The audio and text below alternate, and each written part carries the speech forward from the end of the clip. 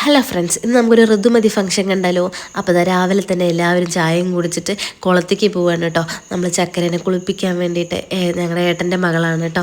അപ്പോൾ അവളുടെ ഫംഗ്ഷനാണെന്ന് ആദ്യം തന്നെ കുളത്തിൽ വന്നിട്ട് അമ്മാൾ നോക്കുന്നുണ്ട് കേട്ടോ, കുളത്തിൻ്റെ കണ്ടീഷൻ എന്താണെന്ന്. എന്നിട്ട് എല്ലാവരുടെ അടുത്തും ഇറങ്ങിക്കുക പറഞ്ഞു കേട്ടോ. അങ്ങനെയല്ല കേട്ടോ, ചുമ്മാ അവൾ ഫസ്റ്റ് ഇറങ്ങിയെന്നേ ഉള്ളൂ. എന്തായാലും ഞങ്ങളെല്ലാവരും ഇറങ്ങി ചടങ്ങുകളൊക്കെ തുടങ്ങാമെന്ന് വിചാരിച്ചിട്ടോ. ആദ്യം നെറുകിൽ എണ്ണയൊക്കെ ഇട്ട് താളിയൊക്കെ തേച്ച് പിന്നെ മഞ്ഞളൊക്കെ തേച്ചിട്ടാണ് കുളിപ്പിക്കുക. പിന്നെ കുളത്തിൽ 3 പ്രാവശ്യം മുങ്ങും വേണം. ഗൈസ്, പ്രകൃതിയുടെ ഭംഗി നോക്ക്, എന്ത് രസമാണല്ലേ. പാടത്തിൻ്റെ നടുവിലൊരു കുളം, 2 കുളമാണ് കേട്ടോ ഇവിടെ അടുത്തടുത്ത്. പക്ഷെ ആ കുളത്തിൽ ഉപയോഗിക്കാൻ പറ്റാത്ത വിധം മോശമായി കിടക്കുന്നതുകൊണ്ടാണ് ഞങ്ങൾ കുറച്ച് ദൂരെ ഉണ്ടെങ്കിൽ ഇവിടേക്ക് വന്നത് കേട്ടോ. പക്ഷെ സംഭവം അടിപൊളിയിലെ, എന്ത് രസമാണ് ഞങ്ങളുടെ പാലക്കാടിൻ്റെ ഭംഗി നോക്ക്. എന്തായാലും അവളെ കൊണ്ടുപോയിട്ട് അവർ 3 പ്രാവശ്യം അവിടെ കിടത്തി മുക്കുന്നുണ്ട് കേട്ടോ. അപ്പോഴേക്ക് ഇവിടെ പിള്ളേർ കളിച്ച് മറയാണ് കേട്ടോ വെള്ളത്തിൽ. ഇങ്ങനെയുള്ള അവസരങ്ങളൊന്നും അവർ എന്താ പറയുക നഷ്ടപ്പെടുത്താറില്ല. ഓണത്തിനിടയ്ക്ക് പുട്ട് കച്ചവടം പറഞ്ഞ പോലെ പൊരിഞ്ഞ കളി. ഞങ്ങൾ അവളെ കുളിപ്പിച്ച് പിന്നെ വേഗം മേക്കപ്പൊക്കെ ചെയ്ത് സുന്ദരിയാക്കുന്നുണ്ട് കേട്ടോ. മറ്റേ പറക്കും തെളികയിലെ പോലെ കല്യാണച്ചക്കനെ ഒരുക്കുന്നത് പോലെ ഞങ്ങൾ അവളെ ഒരുക്കി എടുത്തിട്ടുണ്ട് കേട്ടോ. എന്നിട്ട് ഞങ്ങൾ അവിടെ നിന്ന് ഫോട്ടോസൊക്കെ കുറച്ചൊക്കെ എടുത്തു കേട്ടോ. എന്ത് രസമായി പ്രകൃതി അല്ലേ. അപ്പോൾ നമ്മൾ ഫോട്ടോ എടുക്കാൻ മറക്കാൻ പാടില്ലല്ലോ. അപ്പോൾ അങ്ങനെയൊക്കെ ആയിരുന്നു കേട്ടോ. ഈ കിട്ടുന്ന അവസരമല്ലേ, ഇതുപോലെയുള്ളപ്പോഴല്ലേ ഇവരെ ഒരുക്കാൻ പറ്റുള്ളൂ. കുറച്ചും കൂടെ വലുതായി കഴിഞ്ഞ് കഴിഞ്ഞാൽ ഞങ്ങൾ തന്നെ ഒരുങ്ങാമെന്ന് പറയുമല്ലോ. നമ്മളും ചെറുപ്പത്തിൽ അങ്ങനെ തന്നെയല്ലേ അല്ലേ. ആരും മേക്കപ്പ് ചെയ്തെന്നാലും സമ്മതിക്കില്ല. പിന്നെ എന്തായാലും ഇതാ കുളിച്ച് വീടൊക്കെ എത്തി കേട്ടോ. അപ്പോൾ ആരതി ഒഴിയുന്നുണ്ട് അവളുടെ അമ്മമ്മ. പിന്നെ ഇതാ അച്ചമ്മ വിളക്ക് പിടിച്ച് നിൽക്കുന്നുണ്ട്. പിന്നെ ഇതാ തേങ്ങ ഉടയ്ക്കണ ഒരു ചടങ്ങുണ്ട്. അത് കഴിഞ്ഞ് വിളക്കും കൊണ്ട് വീട്ടിൽ കയറുന്നുണ്ട് കേട്ടോ.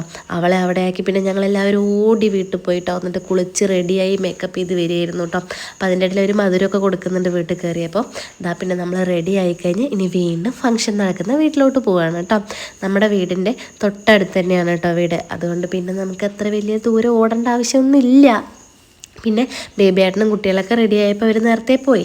ഞാൻ പിന്നെ ഇത്തിരി മേക്കപ്പൊക്കെ ചെയ്യാൻ നിന്നു. പുട്ടി അടിക്കാൻ നിന്നതുകൊണ്ട് കുറച്ച് വൈകിപ്പോയി. കാര്യമില്ല, എന്നാലും ഞാൻ വരാതെ ഫംഗ്ഷൻ നടക്കില്ലല്ലോ, എനിക്ക് വീഡിയോ എടുക്കണ്ടേ. അപ്പോൾ അതാ ഞാൻ വന്നപ്പോഴേക്ക് അവരൊക്കെ റെഡിയായി എല്ലാവരും നിൽക്കുന്നുണ്ടായിരുന്നു കേട്ടോ. ഇതാണ് അപ്പോൾ അവളുടെ അമ്മയും അമ്മയുടെ അനിയത്തിയും.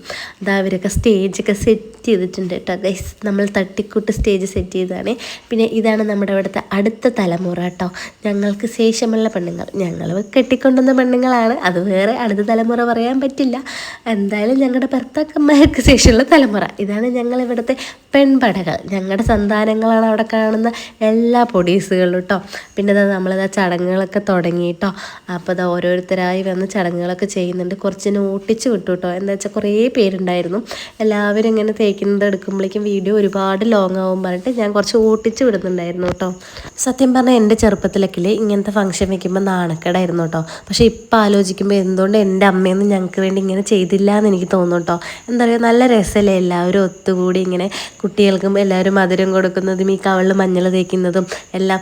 പക്ഷേ ഈ തമിഴ്നാടൊക്കെ ആയിരുന്നില്ലേ കൂടുതൽ ഇങ്ങനത്തെ ആചാരങ്ങളുള്ളത്. പക്ഷെ നമ്മളും ഇപ്പോൾ കേരളത്തിലുള്ളവർ ഇങ്ങനെയൊക്കെ ചെയ്യുന്നുണ്ട്. എന്താ വെച്ചാൽ എല്ലാവരും സന്തോഷമല്ലേ, എല്ലാവരും ഒത്തുകൂടി ആഘോഷിക്കുമ്പോൾ ഇങ്ങനെയൊക്കെ ചെയ്യുമ്പോൾ അവർക്കൊരു സന്തോഷമായിരിക്കും അല്ലേ. അപ്പോൾ അങ്ങനെ എനിക്കും തോന്നി കേട്ടോ, മിസ്സിങ് അല്ലേ. അതുപോലെ ഈ വളകാപ്പ് എന്നുള്ള ചടങ്ങൊന്നും നമ്മുടെ നാട്ടിൽ പണ്ടൊന്നും ഇല്ല. ഇപ്പം എല്ലാവരും അത് ചെയ്യുന്നുണ്ട് അല്ലേ. എല്ലാവരും സന്തോഷിപ്പിക്കാൻ വേണ്ടിയിട്ട്, സന്തോഷിക്കാൻ കിട്ടുന്ന അവസരം നമ്മളൊക്കെ ഇപ്പോൾ മുതലാക്കുന്നുണ്ട് അല്ലേ. അത് നല്ല കാര്യമായിട്ട് എനിക്ക് തോന്നുന്നത് കേട്ടോ.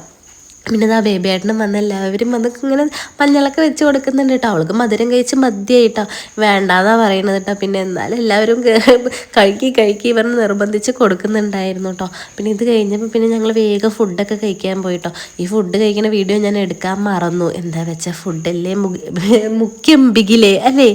അപ്പോൾ അതാ പിന്നെ ഞങ്ങൾ എടുത്തു കൊടുത്ത ഡ്രസ്സായിരുന്നു കേട്ടോ. എങ്ങനെയുണ്ട് ഗൈസ്, ഇഷ്ടപ്പെട്ടോ? എന്തായാലും അവളുടെ അമ്മയും അച്ഛനും ഫുഡ് കഴിക്കുന്ന സമയത്തെങ്കിലും വീഡിയോ എടുക്കാൻ പറ്റി.